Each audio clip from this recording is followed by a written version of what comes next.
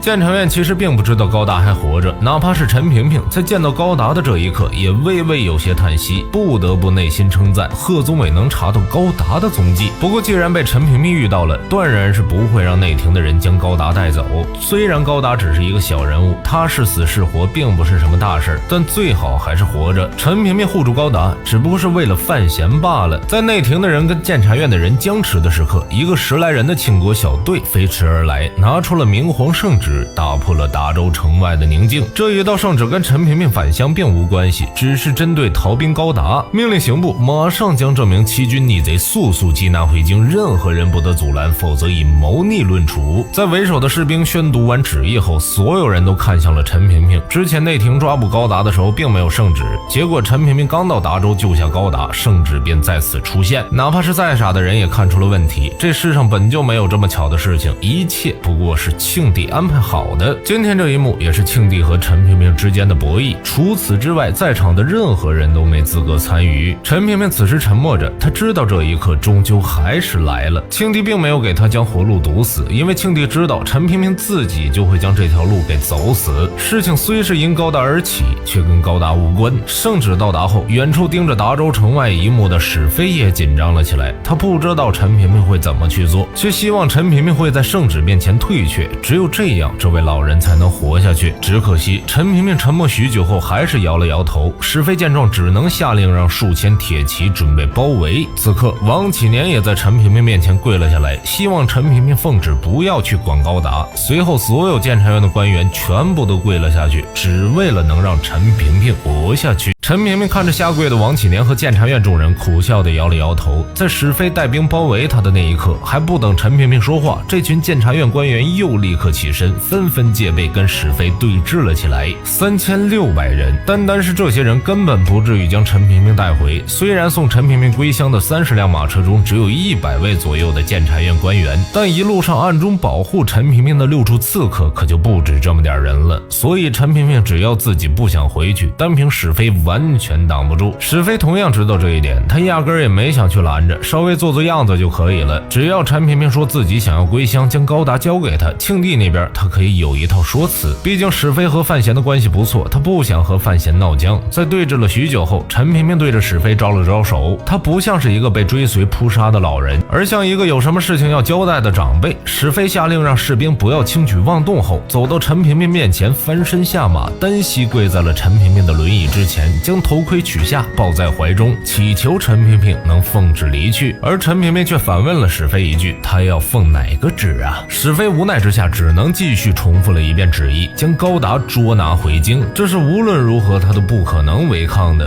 话说明白了，陈萍萍也闭上眼睛回答了一句：“他会跟着史飞回京。”这一刻，在场的人全都被震惊了。监察院的官员更是纷纷出言不能回京。可惜陈萍萍心意已决，既然庆帝不想让他走，那他便不走了。陈萍萍在答应回京后，便让史飞将自己的行李和女人当作没看到一样。以庆帝的性格，要不是将陈萍萍在意的东西全部毁掉，是不会开心的。所以陈萍萍选择离京回乡，不是为了自己，而是为了陈元的女人们，将他们安全送出京都。若非如此，陈萍萍也不会跟庆帝绕这么大一个圈子。但这让史飞犯难了起来。庆帝还给他下达了一封密信，里面写得很清楚，除了陈萍萍之外一个不留。若是陈萍萍不回去的话，还有个由头。这一下史飞却不知如何是好了。陈萍萍自然是猜出了这一点，要是史飞按照密旨出手的话，他也会让史飞这些人一个不留。陈萍萍和监察院绝对有这个实力，这一下就让史飞完全没胆量这么去做了。即便是抗旨，但只要能将陈萍萍带回去，庆帝也顶多是训斥他一番。而陈萍萍在达州城外安排的黑骑和6处刺客，倒不是他早就知道庆帝会安排史飞带兵过来，只是他太了解庆帝了，知道庆帝舍不得他走罢了，所以提前安排好的。等到史飞答应后，陈萍萍这才满意的点了点头，然后将监察院的这些人全部交给了王启年。当初王启年从大东山逃走，准备去京都给范闲报信儿，陈萍萍为了避免他惹出麻烦，便将他关起来，一直隐藏身份，带在身边3年。如今的身后事交给王启年是再好不过的了。随着陈萍萍跟史飞离开，王启年的眼神也从痛苦和不舍中逐渐的坚定了下来。现在这个时刻能救下陈萍萍的只有一人，那就是远在东夷城的范闲。王启年没有任何犹豫，直接骑上了一匹快马，离开了达州城外。他必须要在陈萍萍达到京都之前，将这件事告诉范闲才行。陈萍萍在跟着史飞离去后，王启年刚准备动身，就被宗追给拦了下来。他一直盯着王启年，就是不想让王启年去找范闲，这是陈萍萍给宗追下达的命令。作为监察院中的追踪双雄，王启年和宗追两人从未分出过胜负。不过这一次，宗追还是输给了王启年，因为他感觉到了一把匕首抵在了身后，出手的就是高达。在宗追愣神的一刻，王启年用手刀砍在了他的脖颈之上。安顿好宗追和高达一家后，开始日夜兼程的前去寻找范闲。数日后，史飞带着陈萍萍回到了京都。其实这一路上啊，史飞还是刻意的控制了一下速度，祈祷着范闲能在到达京都之前赶来。结果队伍走到京都门口后，范闲都没能出现，这让史飞不由得叹了口气呀。在进入京都后，史飞率领的京都守备师也停了下来，任由陈萍萍的老仆人驾马车离去，缓缓经过了景阳门，进入了皇宫。皇宫之中，姚公公带着贺宗纬、叶仲在等待着陈萍萍。在内廷太监和军方高手的押送下，陈萍萍正式进入了皇宫的御书房。此时的庆帝心中对陈萍萍的怨恨越来越浓烈，不过表情却越来越平静。很快，陈萍萍就被姚公公推着到达了御书房之外，禀报了一声后，姚公公就将陈萍萍推入了其中，然后连忙带着释放的小太监们离去，将整个御书房只留给了他们君臣二人。在所有人眼中，陈萍萍是一个瘫痪的人，自然是无法对大宗师庆帝造成威胁，所以他们离得远远的，生怕自己听到什么不能入耳的事情。陈萍萍和庆帝四目相对，很快就开始了这场君臣之上的交谈。庆帝率先从陈萍萍太监的身份上入手。当年陈萍萍进入成王府，不过是被宫中派去监视成王的动向，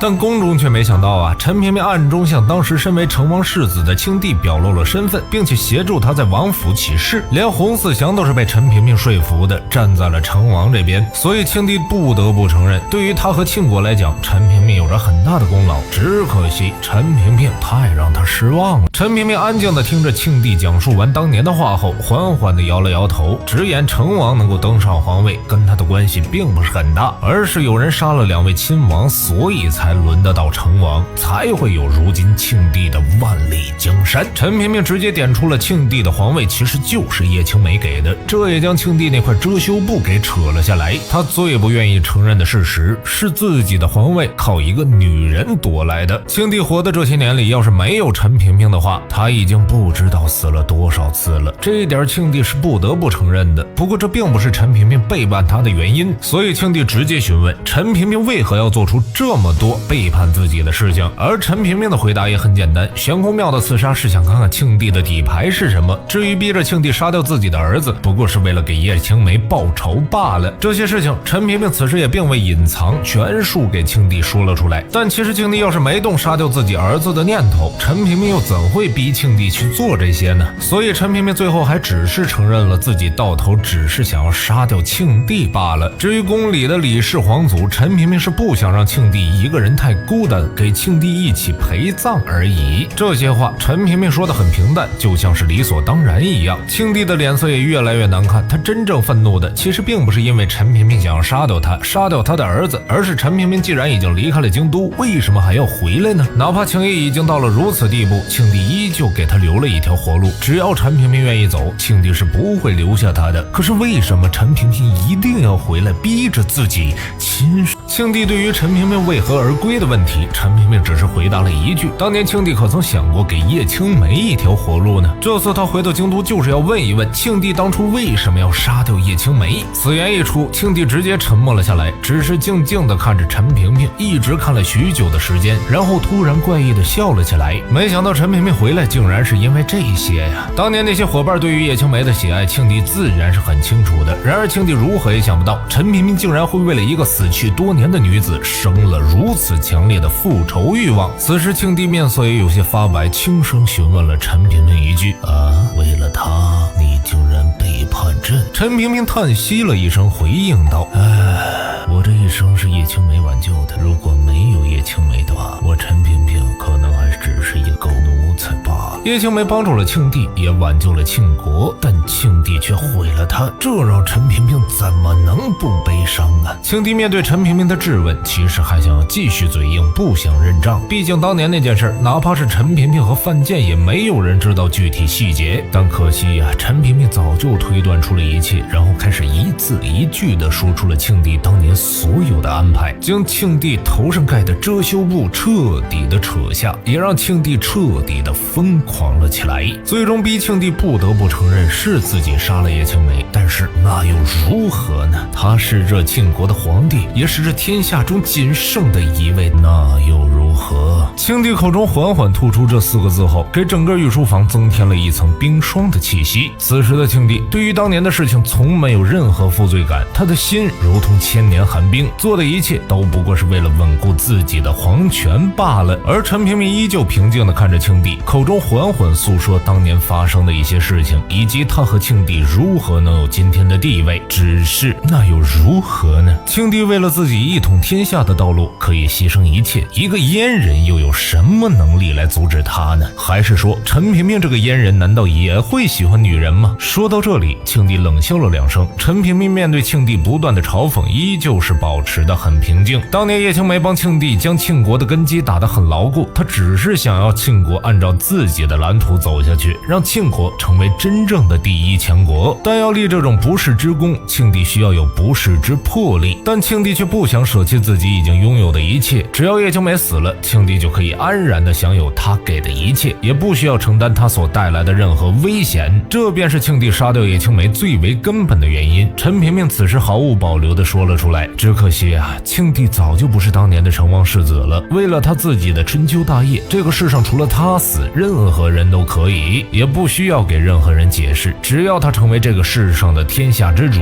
后世也只会称赞他的丰功伟绩。为了这一切，所有的一切都值得。叶青梅想要改革，是要推翻他的皇权统治，这怎么可能呢？陈萍萍和庆帝两人交谈到此，君臣之间最后一点温情也彻底的消散。最后陈萍萍漠然地看着庆帝，说出了一句话：监察院是用来监察皇帝的。这一个事实让庆帝心中产生了惊涛骇浪，但面色依旧平静冷淡，询问陈萍萍凭什么来监察自己呢？作为一条狗，怎么敢去反咬主人一口呢？如今陈萍萍也彻底不装了，既然是庆帝杀了叶青梅，今天就要替叶青梅报仇。而庆帝依旧是不屑地看着陈萍萍，别说现在陈萍萍坐在轮椅上，哪怕就是他双腿健全的巅峰时期，也不会是自己对手了。所以庆帝根本不相信陈萍萍还有什么手段，尤其是如今京都监察院根本不会被陈萍萍调动。陈萍萍想要的其实很简单，要么就是自己杀掉庆帝，让范闲成为庆国的皇帝，要么就是杀不掉庆帝，但可以将庆帝的那些儿子和亲人尽数解决，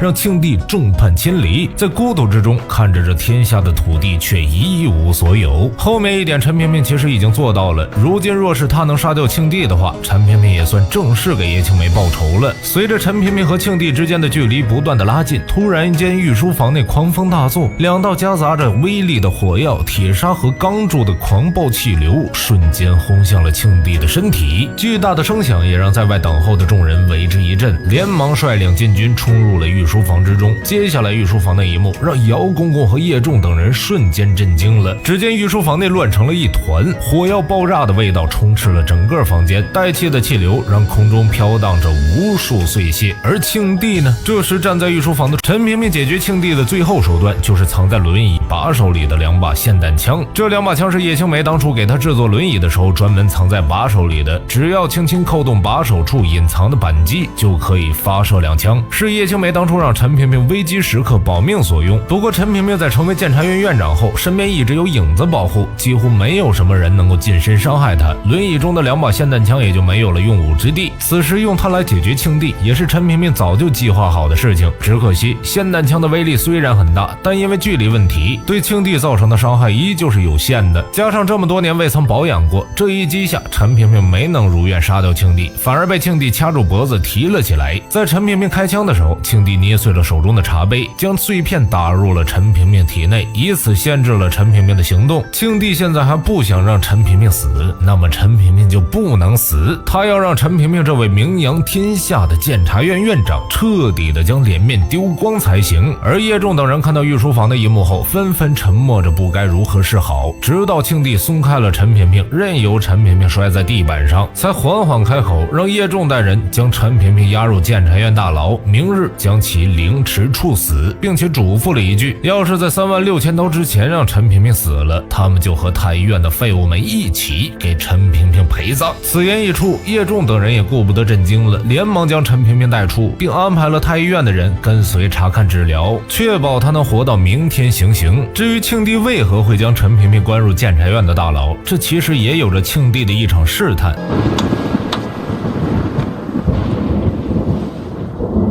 接着说，监察院最新消息，各府子弟当街拦截范闲车驾，范闲出手击伤3人，现在所有的人都关在一处。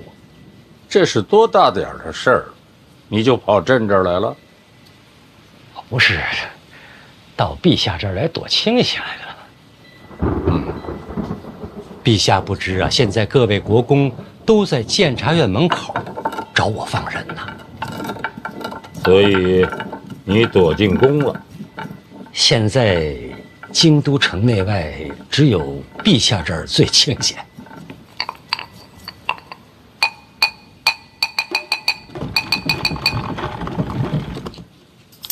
你躲什么呀？陛下，您那可是火药啊！是。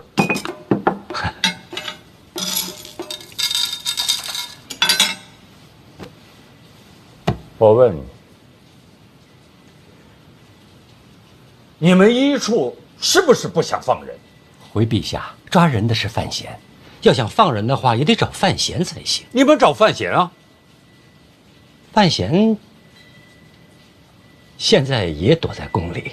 哦，动藤条了，真打了。你说咱们要不要去看看？晚了。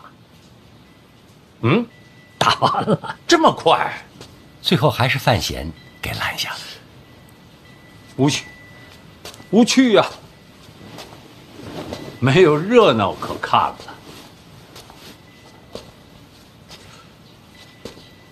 朕想问，为什么宫里的事儿总是你比朕先知道呢？因为监察院就是陛下的耳目。看来赖明成说的一点都没错，监察院已经做大，无人能管了。说的没错，有道理。请陛下三思。三思？你总让朕三思。思什么？赖明成不管说什么都是错的，因为他是被陛下杖毙的。如果他说的都是对的话，你可真敢说。老臣忠心耿耿，知无不言。你就不怕有一天你和赖明成是一个下场吗？为国捐躯，不惧一死。得了吧，不去死。刚才你躲什么呀？陛下，这死亦有轻重之分。朕看最没轻重。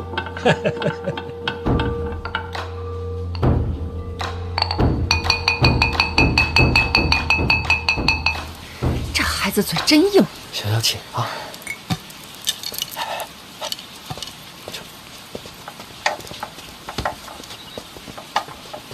哎，这怎么拿走了？我还没打完呢。哎，刘毅，我觉得那群混小子拦路的事儿，他是真的不知道。我真不知道。这就是有人借机使坏，想让我和柳毅不痛快。以后少往宫外跑，听见没有？哦，贤儿，以后啊，你帮我多照应着。要论亲戚，这孩子还得叫你一声大表哥。柳毅别这么说，殿下是皇子，皇子也得认亲讲理啊。叫人。大表哥，孩子瞧着真喜庆。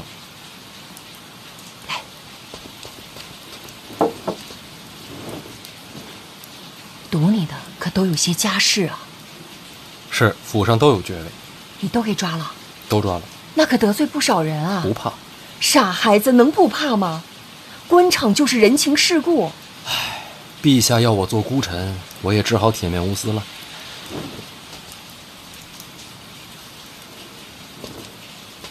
别出去瞎传话，听见没有？不敢。你也是，什么都敢说呢。外面不爽，柳姨不是外人。这也真是难为你了。柳姨，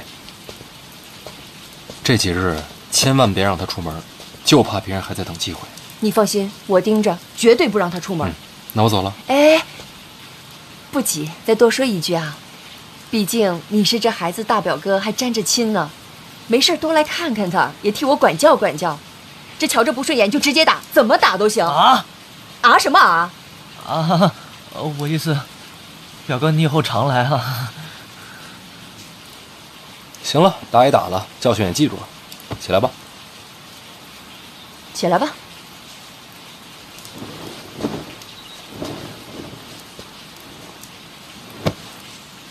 抱月楼还去吗？不去了，我那是被骗的。那抱月楼以后是表哥的。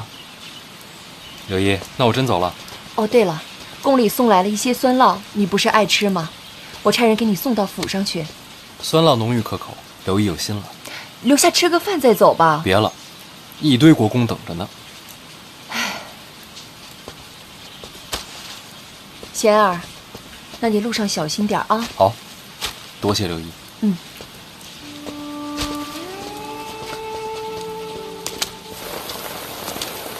贤儿，慢点啊。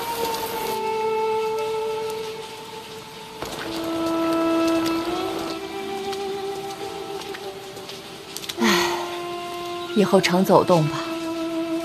跟大表哥，可他还跟二哥在斗着呢。老二都禁足了。我跟你说，往后你能不能求个安稳，或许就看你这个大表哥的了。这次抱月楼的事儿，就是有人故意给你挖坑。这皇宫大内险过深渊绝境，其实娘不希望你留在京都的。你能明白吗？娘，我明白。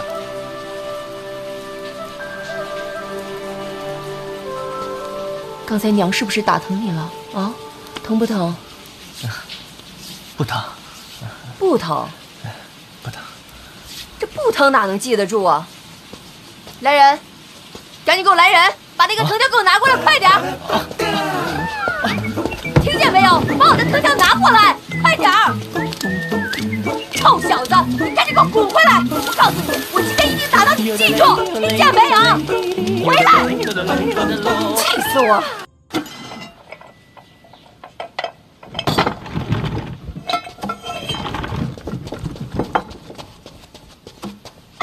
陛下，叶家上的奏书，先给院长看看。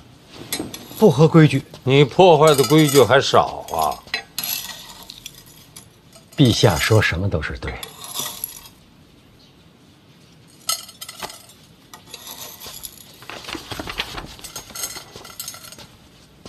这是叶家和二殿下联名上奏。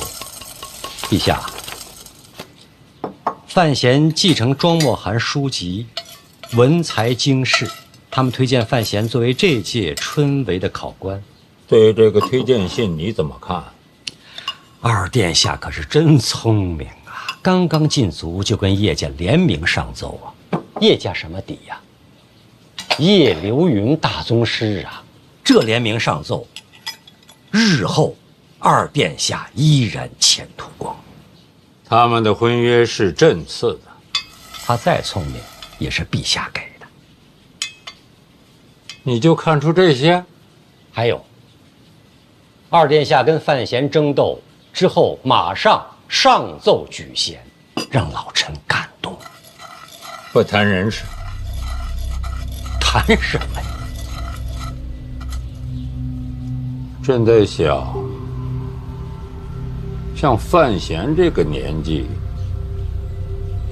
能主持春闱吗？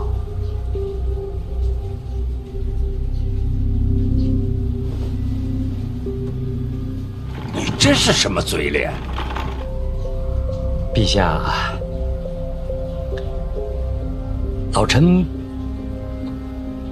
不好说。刚才陛下说不要谈人，范闲恰恰是个人呐。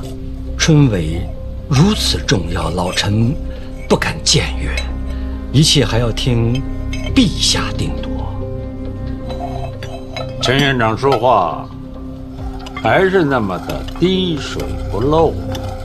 老臣毕竟忠心耿耿。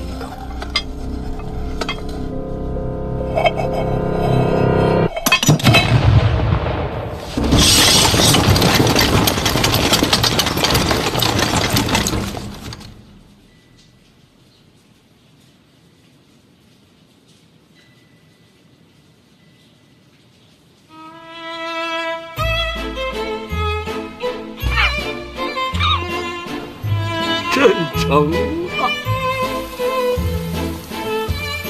황公子，황公子，陛下口谕。这么巧，我刚准备走，陛下什么吩咐？陛下有旨，春闱将至，范闲兼任四品居中郎。此次春闱监督胡明抄录。恭喜小范大人，这一届学子该称呼大人一句作诗。居中郎，这官名有点意思，陛下先取的？哪能啊？居中郎自古便有。那侯公公觉得这朝堂之中，我该居中吗？老奴哪懂这些呀？居不居中，不都得靠着陛下吗？多谢侯公公提醒。哎呦，严重了，哪招提醒啊？随便乱说。哎呀，您看我这也没带些碎银。哎呦，您可别开这个玩笑，不合适。再说我也不敢呢，是吧？口谕传到了，我回去伺候着了。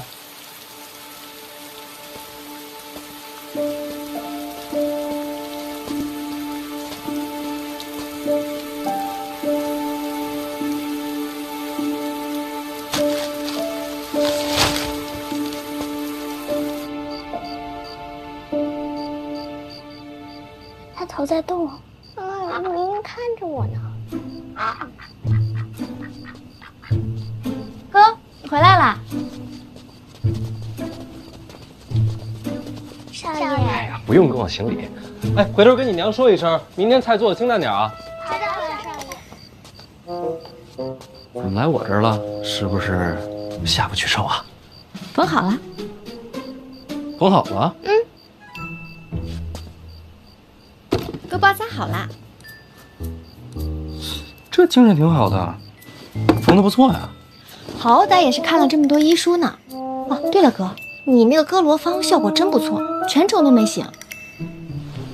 你就不害怕？还行吧。你想过万一失败了怎么办？烤了吃呗。有道理，不过你这心态啊，更适合当兽医。不会，跟人看病不会这么想。是吧？学医啊，不光是胆大，还得心细手稳。我该怎么做？哎，捏着，放平，抬高。你头发里藏了这么多针啊？这不显得发量多吗？有道理。别什么都有道理。稳住，不许让它掉下来。然后呢？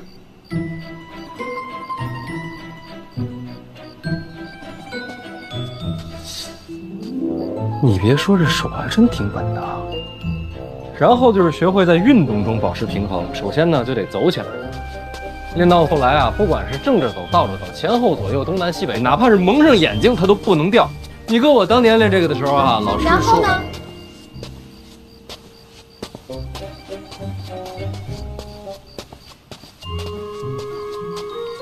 你是第一次练这个？对呀，手这么稳吗？是不是很有形意的天赋？算是吧。哥以前也练过，练过。也跟我一样可以挑着针走来走去。差不多吧。啊，那个若，这不用练了。我跟你说啊，这个啊，这只是第一步，一些皮毛，最微不足道的雕虫小技。学医呢，还是得多读医书，五脏六腑的位置啊，人体穴位啊，都得记牢。然后呢，就是找一个水果。水果？对，拿着水果，不停地割开再缝上，割开再缝上，不停地练习，不光练手稳，也练心细。我记着了。现在要练吗？不急于这一时，咱们今天先到这儿。那我先走啦。哦，哥，我差点又智商盆地了。啊？嫂子要找你。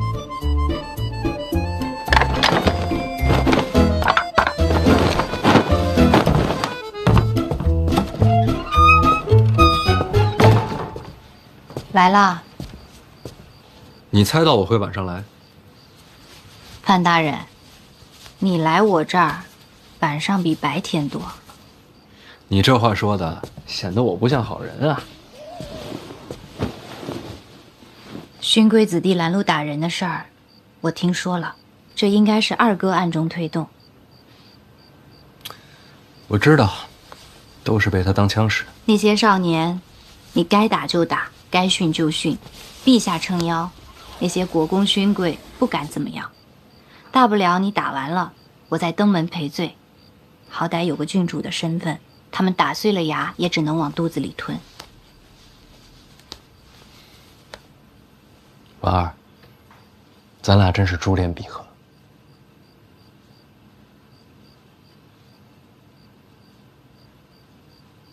兰人事件瞧着凶险，其实对你没有什么影响。若是二哥真想报复，手段绝非如此浅显。所以你觉得这只是表面的报复，让你安心，觉得他计穷于此。而真正的杀招，暗藏其后。春闱监考才是真正的大事儿。我记得上一次提到这件事儿的，也是他。若二哥真有为你而设的阴谋，春闱就是最好的舞台。春闱科举是全天下文人学子的盛宴，所有寒窗苦读，所有披星戴月，一切辛苦煎熬，都是为了这个鲤鱼画龙、平步青云的机会。未来这段日子，天下人的目光都会集中在京都，所有希望和绝望都会在此上演。你我天生就应该是夫妻啊！所思所想如出一辙，这不是天生的姻缘是什么？你也是这么想的？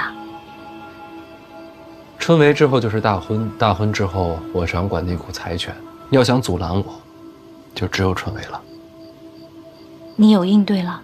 早就准备好了，就等李承则落子。那你千万小心。不过，斗输了也没什么，大不了咱们弃官不做，游荡天下。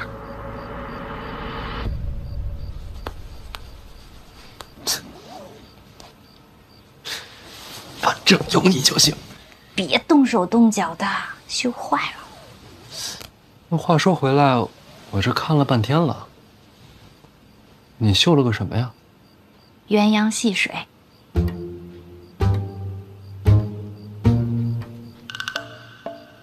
这是鸳鸯。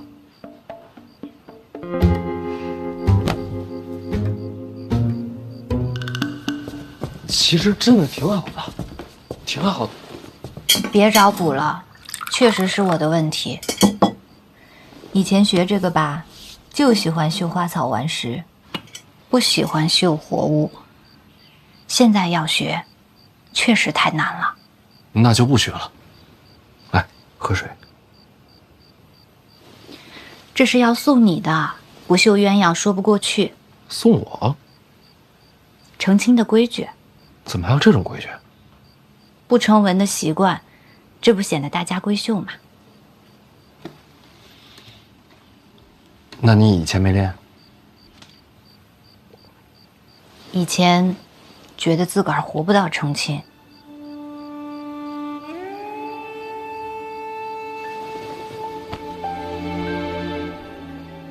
快了，春闱忙完就该成亲了。到时候一定绣成鸳鸯。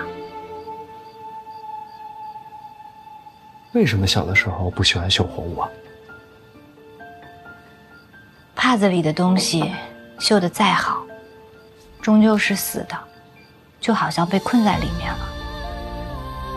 我从小被关在宫里，染着病，无处可去，看见他们，就想到自己，心里别扭。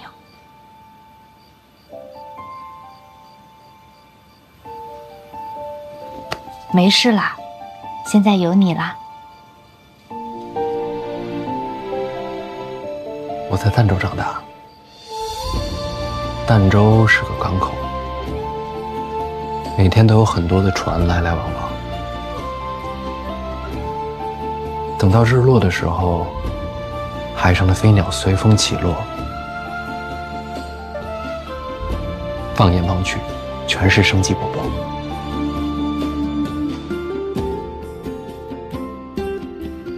我从来都没有见过那样的景象。其实，我都没有离开过京都。成亲之后，我带你去看。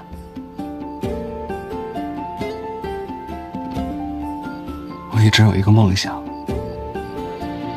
等到所有的麻烦都不再是麻烦的时候，我要带你看遍天下的美景。会有那么一天的。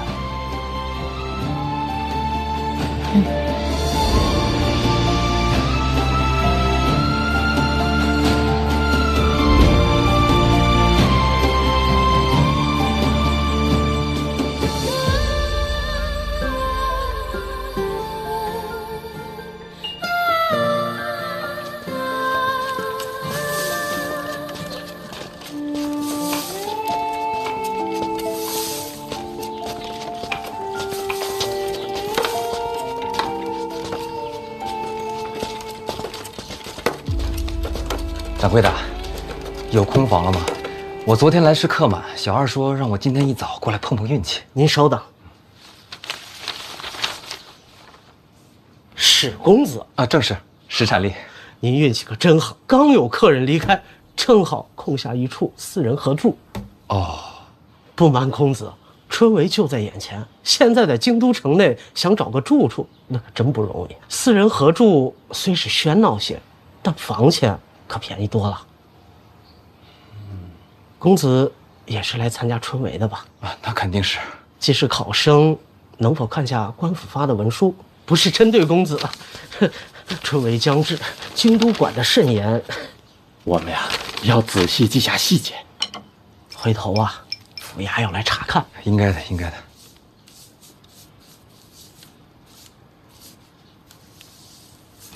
哎，掌柜啊，有没有更便宜的？还要便宜啊？不跟人住也行。不跟人，没有这种房间。那有没有，比如说，你给我钱的那种？啊，掌柜别误会，我是说，我可以替您打扫院落，又或是端茶倒水，这工钱抵了这房钱。抱歉，石公子，小店人手够了。我先说说这个，当年乡试，他排在我后面很远，哪知道会试的时候啊，他就一举成名。石公子是不是有些拮据？不瞒掌柜，春闱啊，太费钱了。那倒是有一条门路。掌柜请讲。有一位大人主持本次春闱，石公子若是能找到他，或许能帮你一把。主持春闱是哪位大人？范大人。别来无恙啊！听闻范大人适才经世，别人都是惊讶，可在下不这么认为。从见到范大人的第一眼起，我就知道范大人的才华绝非凡俗可比。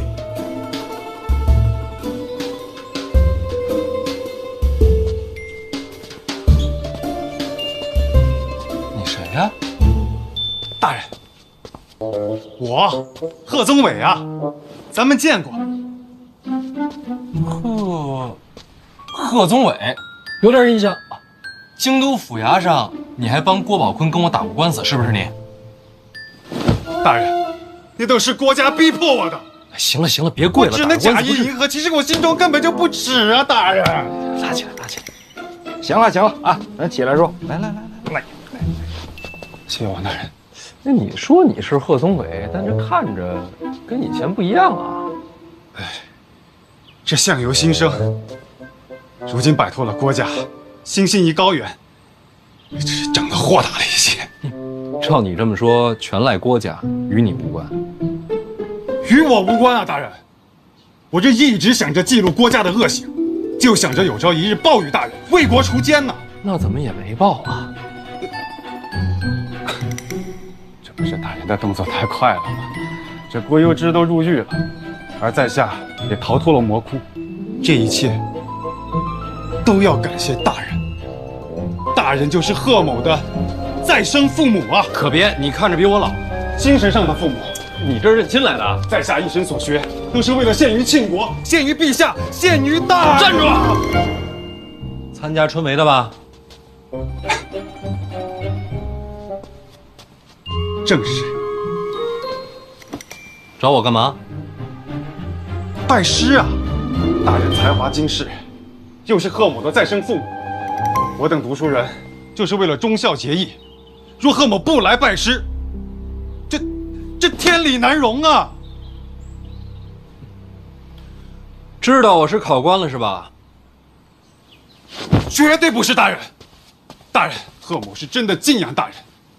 大人，你是知道我的，我这个人最重礼义廉耻。若非大人换了旁人，我这说什么我也跪不下去啊！那你倒是站着说呀！我就跪着说，贺某一片赤诚，不知大人是否愿意收孩儿为明灵之子？孩儿愿天天侍奉义父左右，为义父尽孝。这刚才还拜师呢，这会儿都义父了。义父，孩儿飘零半生，孤苦无依，还望义父成全孩儿。大人，赶紧起来！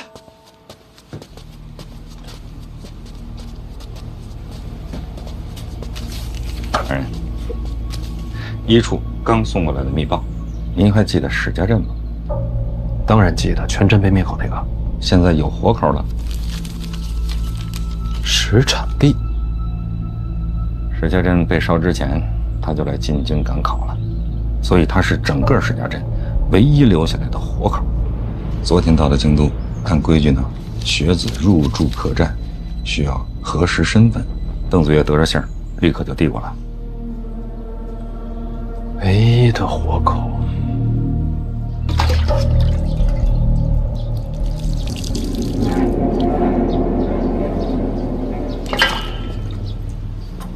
史家镇唯一的活口，还来到了京都。人住在京都客栈。殿下，我去一趟。你去干嘛？杀个学子，探囊取物一番。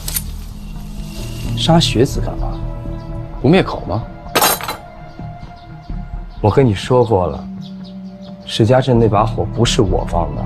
可这终究是史家镇活口，范闲还盯着您当年跟北齐往来的事儿。那更不能杀了。你都知道了，监察院能不知道吗？就让他去查。其实我也想知道那把火到底是谁放的。人在哪儿？同福客栈，一处啊，已经悄悄地把那儿给围了，以防别人暗中动手。邓子岳做事还是仔细。等会儿，什么客栈？同福客栈呢？掌柜的贵姓啊？同福客栈，姓童吧？男的还是女的？男的吧？大人要想要个女的，我也可以给您想办法弄。边儿去，我什么都不想要。你可以走了。义父，闭嘴！读书人该有风骨。孩儿我趋炎附势，蝇营狗苟。贺宗纬，今日我不打你出去，就已经算是心软了。读书人不能做狗，也不该做狗。孩儿是真的敬仰你。滚！哎，孩儿先行告退。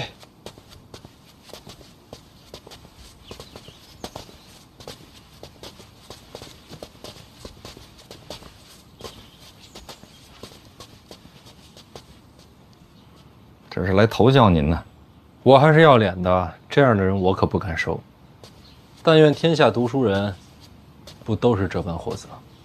这般货色呀，也是少见的。少年人总是昂扬的多。但愿吧。老王，咱们一会儿去一趟同福客栈，啊，见一见那位唯一的活口。史家镇上上下下无数冤魂，能否沉冤得雪，就看他了。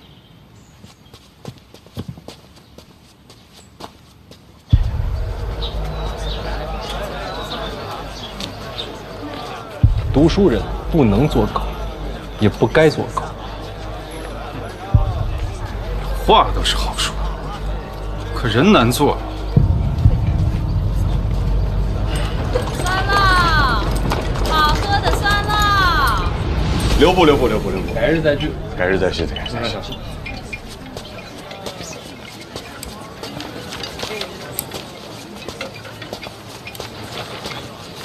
范公子来了，借一步说话。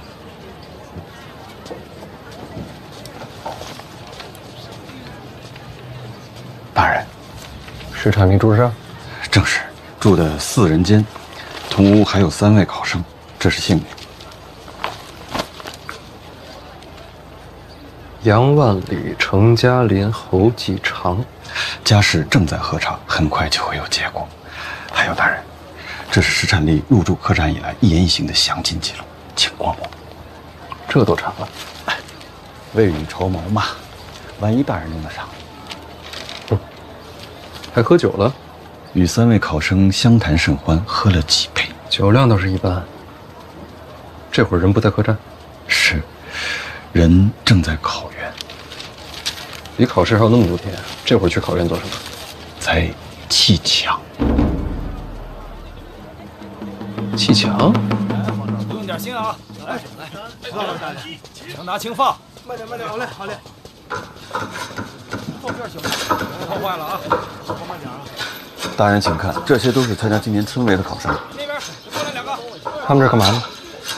帮礼部翻修考院。翻修考院？那不是工匠的活吗？怎么让学子干？是。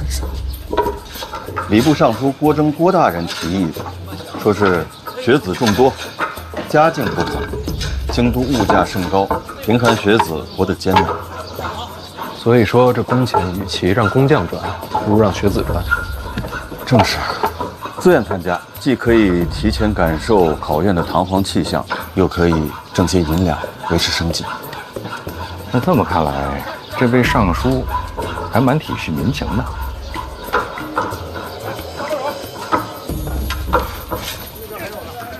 大人，那位就是郭尚书。这郭大人还亲力亲为啊！他怎么一动都不动呢？卡那儿了。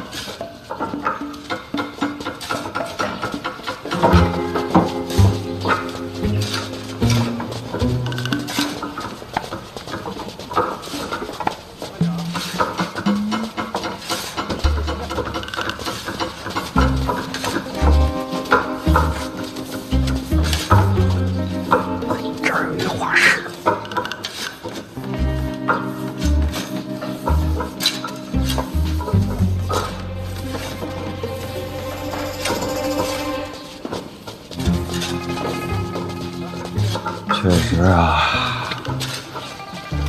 翻修考院既是公也是德，自然是要花香留念。朝中某些大人确实有此雅趣。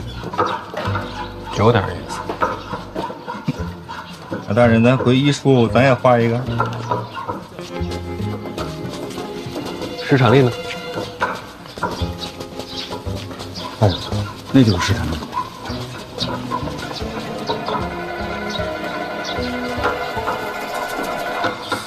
他这也是画像呢？这没看着有画师啊。部位倒是不严。部位自然护的是上书大人，没人在乎这些学子。里边再过来2个人。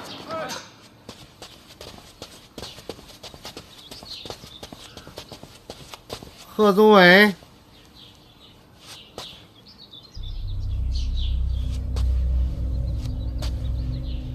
想不想入官场啊？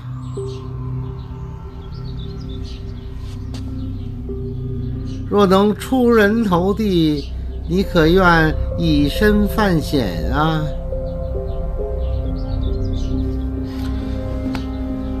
敢问阁下是？大家都小心点啊！哎，好，谢谢大师。李兄，哎，阁下是？史兄把我忘了，咱们见过的呀。咱们见过吗？史兄是不是住在同福客栈？那倒是，4人同住。没错。家在边境，史家镇。你怎么都知道啊？你跟我说的呀。我跟你说过啊？那天醉酒，咱们聊过几句。啊。那晚有邢台吗？在茅房的时候。啊，那晚我喝多了，没记事儿。史兄这是手头拮据啊，确实不太富裕，同病相怜啊。侯继常，邢台是姓甚名？史兄啊。这位是史兄朋友啊，都住在同福客栈，之前见过一面。史兄，你不介绍一下？哦，这位是我同屋的侯兄，侯继常。侯兄好，在下姓范。范啊，范兄好，同住一家客栈便是缘分。我是不是打扰到二位谈兴了？哦，那倒没有。就是刚才看见史兄一直握着手里的青砖在那发呆，不知为何。我也看见了，史兄啊，我来之前是怎么跟你交代的？大老远就看着你坐在那儿盯着2块砖一动不动。郭尚书就在那儿看着，就算是累了，也要装出辛劳的模样才好啊。啊，我倒是不累，就是砖啊很奇怪。啊？砖怎么奇怪了？你看啊，这个是拆下来的旧砖，这一片是要换上的新砖。所以呢，新砖，旧砖，听出来吗？这旧砖听着像胶铁。铁，这是上好的金砖，金砖的价格极为昂贵，而这要换上去的新砖，都是非常普通的砖块。哎，还有你们看，这拆下来的柱子，这可都是金丝楠的呀。你再看这要换上去的柱子，啊，这叫什么？这就是木头，太普通了，极为普通。所以我就不明白了，这礼部翻新考院，为何换上去的反而更差呢？史兄如何懂得这些？啊，我家乡都有行商，这些我都亲眼见过，绝看不走眼。师兄，此话切不可再讲。为何呀？考院翻修是由郭尚书亲自建立。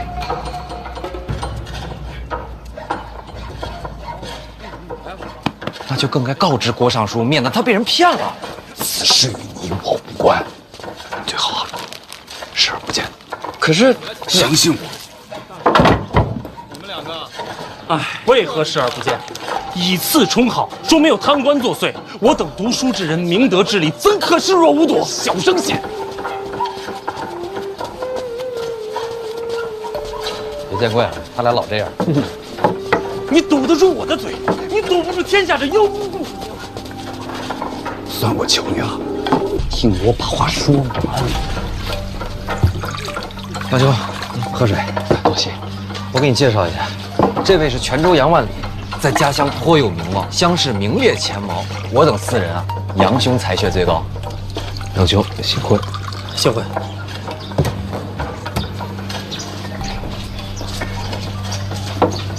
我这就去。你少读些书吧。就算是告发，我们的话谁会听啊？听说小范大人现在你认识小范大人吗？我可以认识。郭尚书认识小范大人吗？那是自然。你们两人谁和小范大人熟络？郭尚书。人家两人共同掌理春闱，要是早有往来，又当如何？我明白你意思，你的意思是，小范大人和郭尚书沆瀣一气，狼狈无度。我可没有这个意思。那你是什么意思？我的意思是，忍了，莫再提这件事。如果这都能忍，那读书何用啊？就算要管，也不是现在。那是何时？杨兄，我问你啊，我们来京都是为了什么？做官。那我们来考院做工是为了什么？也是做官。那你现在做官了吗？没有。要管闲事，就认到我们也是官。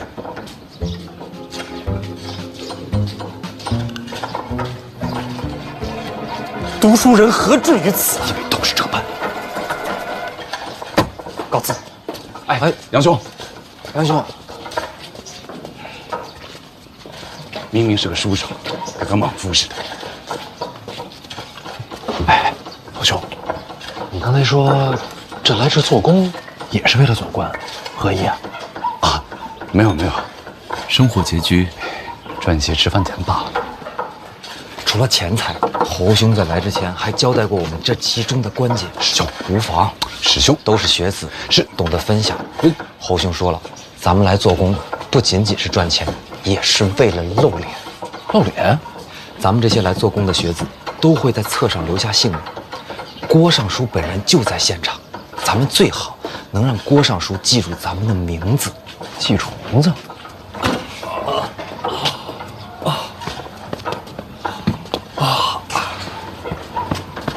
范兄，你看，这么多考试的学子，若能被记住名字，就等于留下了印象。到时候看我们的考卷，说不定就能多看一眼。还是侯兄想的长远。如若不然，我们这些人哪有机会上榜啊？春闱考的不是才学吗？才学没有用，我们身份低微。这跟身份有何关系？范兄有所不知啊，每年春闱有多少学子？怕是成千上万吧。可是每科取的人就只有那些。街上满是传言，朝中大员挑几个，宫中定几个，太玄再选几个，然后再选些名士，剩下的还有多少可选的？这还没考呢就选人了。那些有钱有背景的，先拜山里，一睹头效，将来都是同僚，那些大人物自然要提拔自家门生。那有什么用啊？到了考场上，不还是拼才学吗？有人关照，胜过文思泉涌。依你所言，这科举春闱，不就是给朝中的高官挑狗吗？杨兄慎言呐，小心身家性命啊！范兄也是啊，听过就好，别惹祸上身。考前内定，考场如过场，这不就是舞弊吗？本来就是。小声些。可我也在想，若真如此，为何无人告发呀？告谁啊？那唐章的不也是官吗？那公平在哪里？什么东西？公平啊！哪有这种东西？若没了公平，这春闱不就是场笑话？也许等我们金榜题名，就能改变这一切了吧？程嘉林呢？啊，问萧史料呢？我叮嘱过他了，不要乱说话。这想想啊，是真没意思。干活去了。师兄，谨言慎行。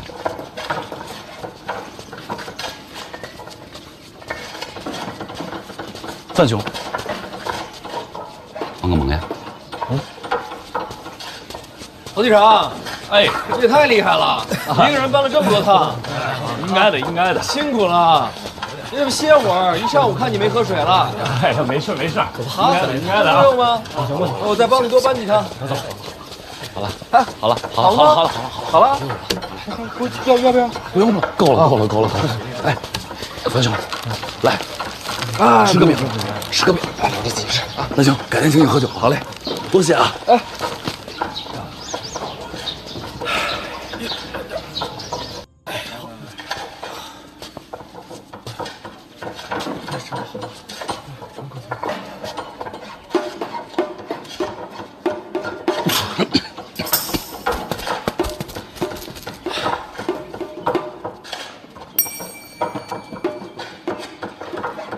小范大人，郭尚书认得我。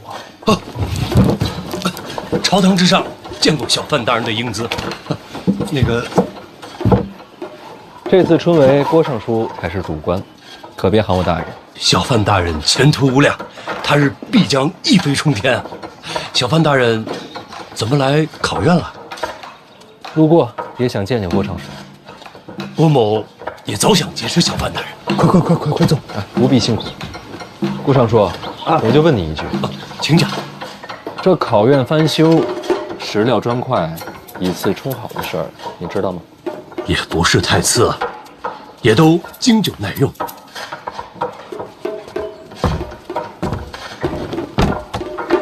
这么说，郭尚书都知情？要说不知道，岂不是儿笑话？这翻修考院，户部可拨了银子，那肯定的。户部不拨银子，谁敢动工啊？经郭尚书这么经久耐用一番，还能剩下多少？应该还有些结余。那些拆下来的金砖和金丝楠也都不便宜。拆下来的砖木都在礼部的库房，结余的银两也都记在账册。郭某知道小范大人有凌云之志，立志要惩贪除奸，郭某是赞不绝口，绝不可能明知故犯。这次重修考院，没有1钱银子进到郭某的口袋，郭某问心无愧。小范大人如若不信，便可细查，咱们礼部配合到底。钱在账册，都在，砖木在库房，绝无缺失。那我就不明白了，郭尚书这么做，图什么呀？郭某既然身为礼部尚书，自然不能尸位素餐。咱们为官之人就应该多做一些实事。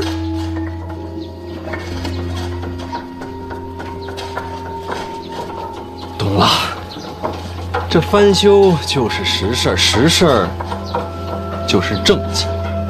政绩，这词儿用的巧妙啊，以前都没听说过。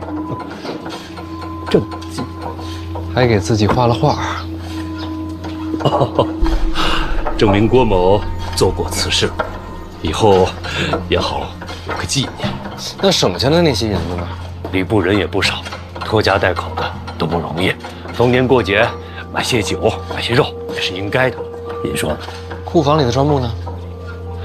咱们为官清正，各家府里多多少少都有些破败，也要整修整修。用库房的砖木，绝都合规矩的，绝不违律法，都在规矩内。那肯定都在。郭尚书为官多年，对这朝堂的规矩吃的是真透。为官清正，那也得活命不是？就不怕这些学子知道了？他们知道有什么用？万一将来谁金榜题名了，参你一本，也是个麻烦。小范大人，刚才都说了，全都合乎规矩。再说了，外面这些人也不可能登榜吧？什么意思？这次出梅啊，在这个名册上的，都将会沦为废稿。为何？这些学子心思狡诈，他们为什么来这里做工？无非不就是想在我面前留下点印象？这种投机取巧的学子，岂能录用啊？只是想想也不行。读书人啊，最重要的就是品性高洁。正像郭某，绝不能容忍这些蝇营狗苟。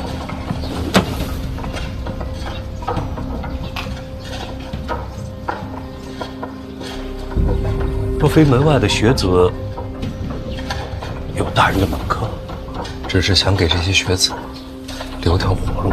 小范大人品性最重要。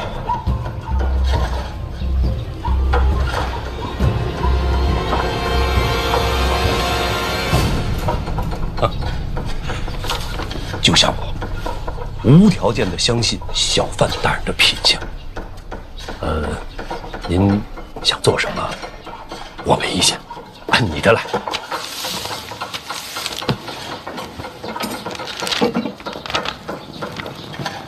侯继长啊，你可真能干呀！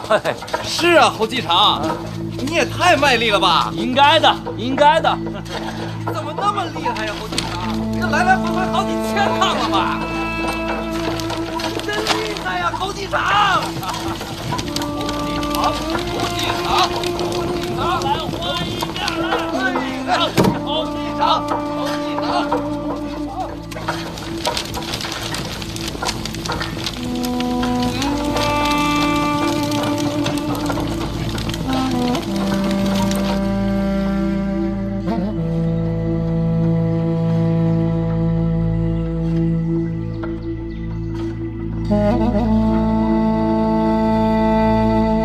明亮天光，辟邪树迹，载臣之任。张善有道，积浊有情乎善。君子之道，造端乎夫妇，急其志也，达乎天地。哎呀，这些学子们啊，到了京都租房就不便宜，这家境贫寒的，就得想点赚钱的法子。人是真不少啊。那是啊，天下读书的种子，这会儿都在咱京都了。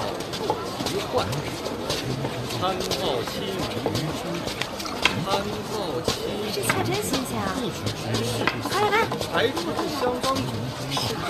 还有这岁数来考的，这肯定是考了好几回的。每一次都抱着希望来。大浪淘沙嘛，总有那不能如愿的。对于他们来说，春闱是什么？那是国之恩典啊。还有呢？这就是大人所说的改变他们命运的机会。是啊，多年寒窗埋头苦读，为的就是这么一次机会，一个本来应该公平的机会。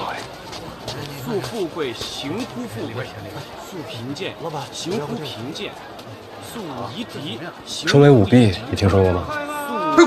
哥们，够肥的，这监察院的吧？这一看就不是跑远道的。我就没拿东西，要不然我就别跟我打岔，我就随便问问。在上位，你随便说说。下，在下位不言上，正己而不求于人。那我就随便说说。则无怨。这春闱之前呀，很多学子那都已经登门拜师、卖身投效了。这些人考都没考，就把前程定了。考场不过就是走个过场。来百公也，柔远人也，怀诸侯也。修身则道立，贤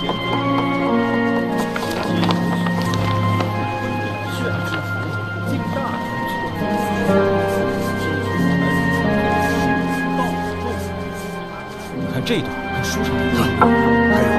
还有这一段。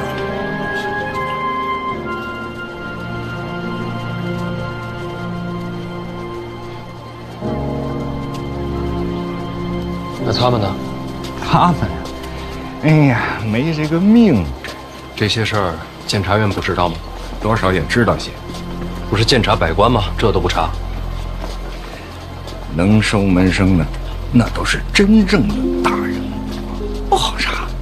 有些那根本就不敢查。这多少年不成文的规矩了，大家也都习惯了。可对于他们来说，一生就这么一次机会。也有些名额是留给考场的。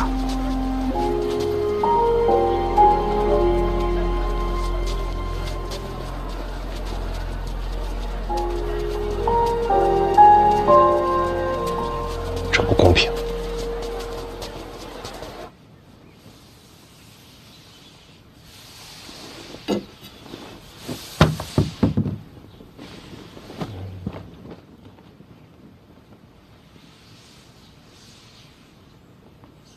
嗯。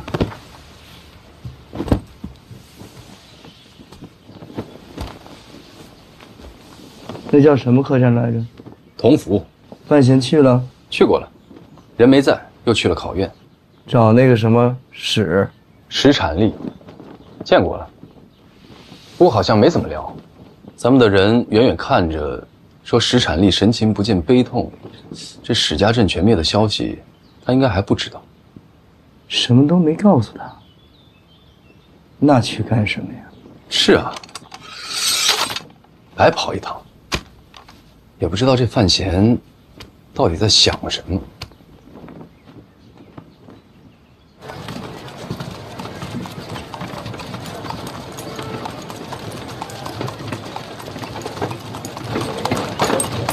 大人，想什么呢？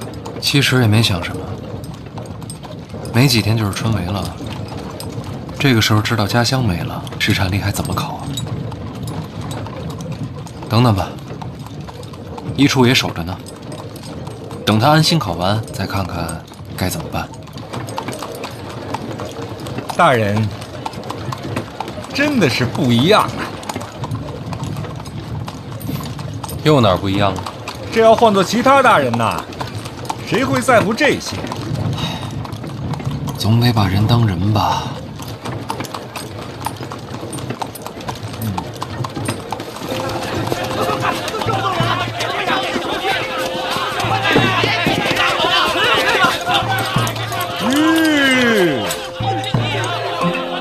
到家了吗？您快下来看看吧。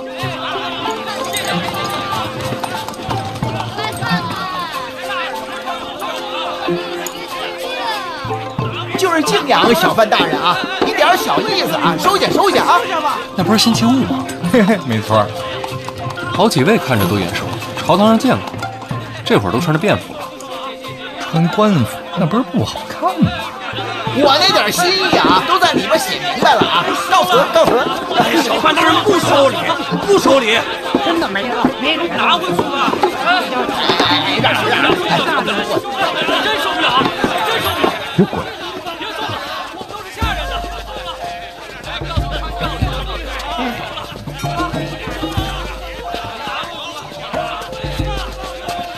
放这儿了啊！麻烦转交啊！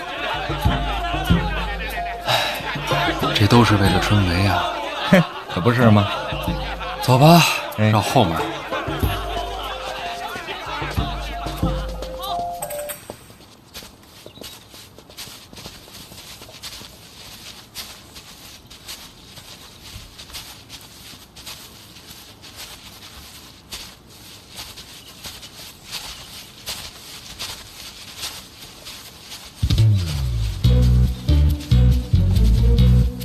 殿下，这不对啊，这范府怎么一个人都没有？谁让咱们是从后门进来的呀？那也不能人尽全无啊。没人说明什么呀？说明范府遭遇变故。说明我们没来过。这范闲的样子在哪儿啊？要不搜一搜？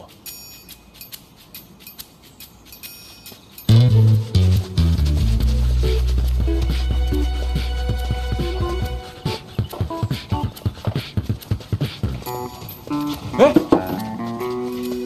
哎呦！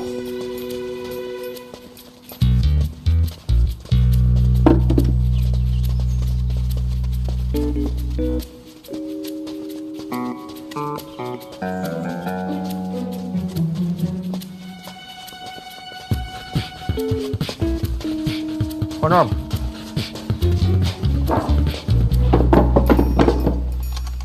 原路返回，府外等我。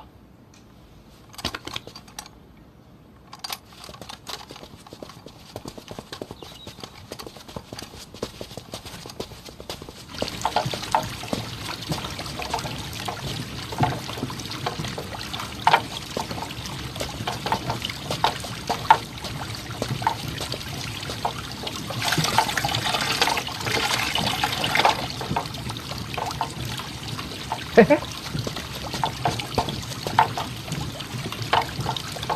哎呦，这转起来了。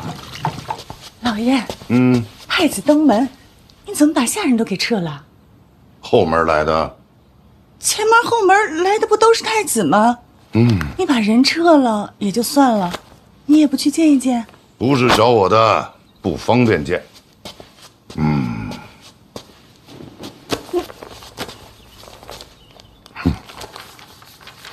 官场浮沉，哪个字最重要？哪个字啊？稳。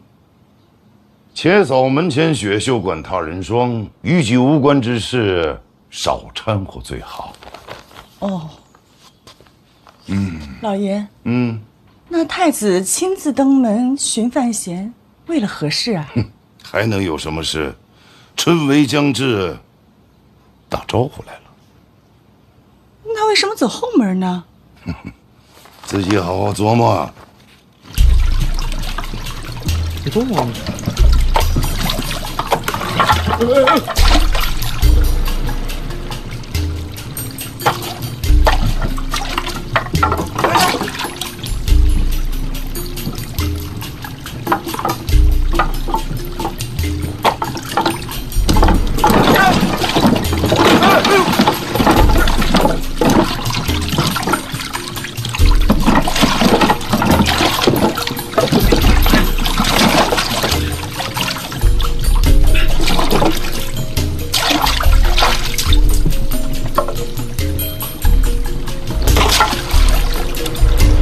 太子这是专程拆家来了。大兄，对不住啊，刚才这东西他不转了，我寻思帮他一下，结果可能帮猛了。那什么，不行，我多少钱我赔给你吧。说笑了，殿下还是先上岸吧。好。太子什么事儿亲自登门啊？你想听真话还是假话呀？我都可以。我是来劝架的。我跟谁打了？你跟二哥斗成那样了，禁足半年。作为亲兄弟，我心里能舒服吗？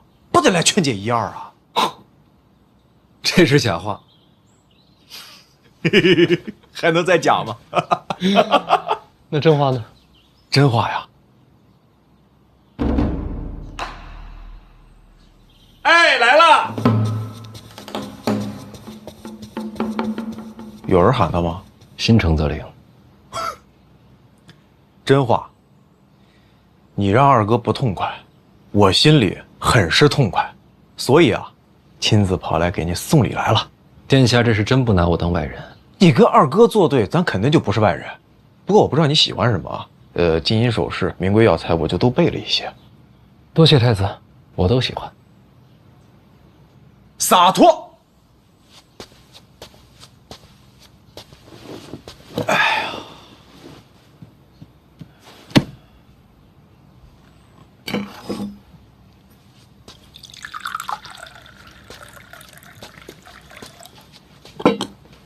太子殿下不是专门来送礼的吧？主要是送礼。主要啊，还有一点小事。有多小？几个小小的名字。那春闱使胡明、超路是由你监督的吧？到时候这几个名字帮我扫一眼。殿下是想要我做什么？什么都不用做呀，抄录的时候什么都不用做就足够了。也没什么别的事儿了，我先走了啊。本来啊，这都是我下边人过来送的，后来我一想，咱是自己人，我也想你了，就亲自过来了，也显得用心。殿下真是用心了。哎，史家镇有活口啊，这都听说了。这事儿跟二哥走私有关系，我自然惦记在心里。后来怎么样了？那人是个考生，暂时没说，想等着先让他考完。按你说的办，我先走了。哎，莫送，我能找出去，反着箭头走就好了嘛。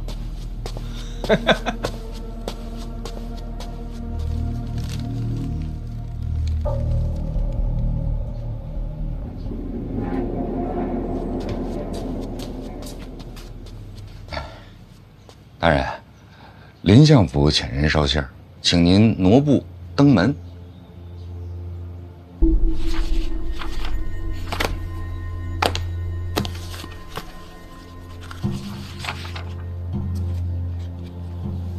相爷，您瞧瞧这个可以吗？可以。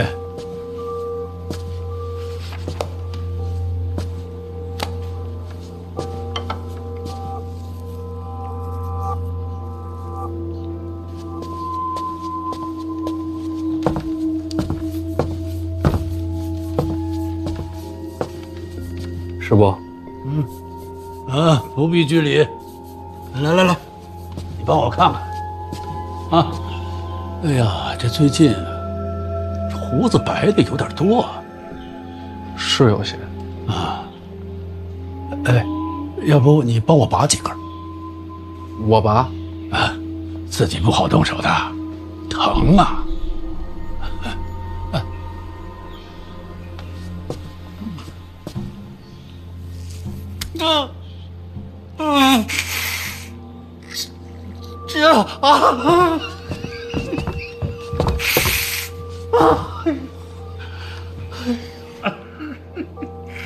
来，再拔，再拔，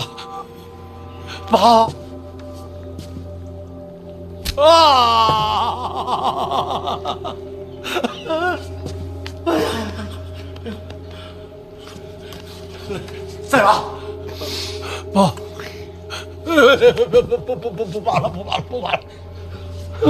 师伯，也不至于这么疼。哎呦，我是吃不了苦的，我更怕疼啊。怕疼剪了不就完了吗？剪了还长，拔了治本啊。哎，今天就拔到这儿吧。啊，相爷，此人身世清白。可以。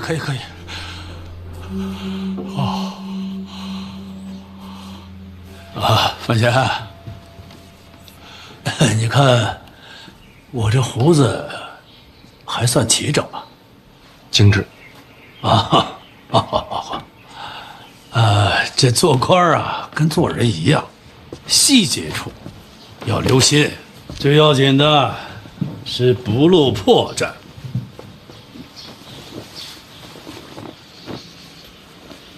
师伯，这是要干什么？大宝爱吃红果，给他挑点好的。大宝吃起来嘴急，我怕里边的糊啊硌着他。小范大人，下人做这个，相爷啊总是信不过呀。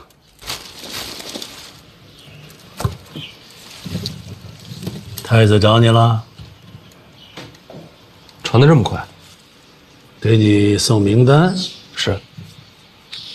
他说胡明抄录的时候，我什么都不用做。确实不用你做，有别人动手，你只当没看见。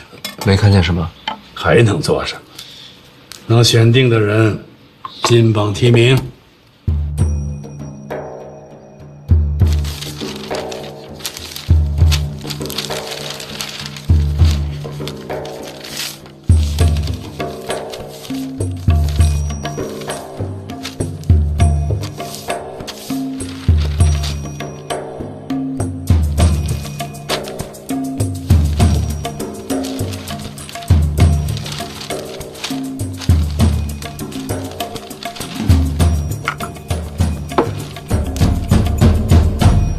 无名抄录的时候，就把人选出来。选中的人必定上榜。那要是文章不好呢，就没有人质疑吗？总会有办法的。所以你这个位子极为关键。你可知道，各部百官、皇亲国戚，有多少名单要送到你手上？知道啊。这些天啊，都是来送礼的，没一个留名字，每个礼盒后面都带着纸条。那些都不入流，有分量的都在这儿了。怎么在您这儿？我拦下了。让袁先生帮你筛选了一道，名字精简了不少。你记住这些就够了。